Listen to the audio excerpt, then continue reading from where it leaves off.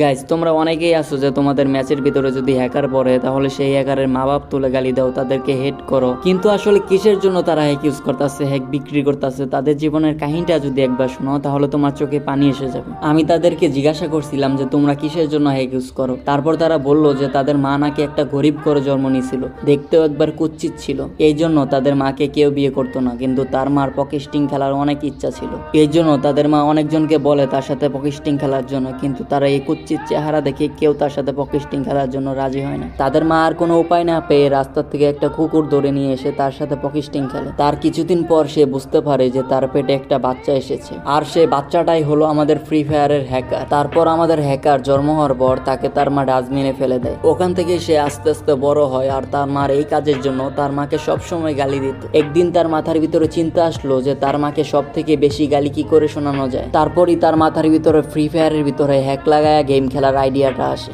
আর তাদের আইডিয়াটা সফলভাবে কাজে লাগে। ঠিক এই জন্য তাদের মা বাপ তুলে গালি দিলে তাদের কোনো যায় আসে না, তারা আরো খুশি হয়।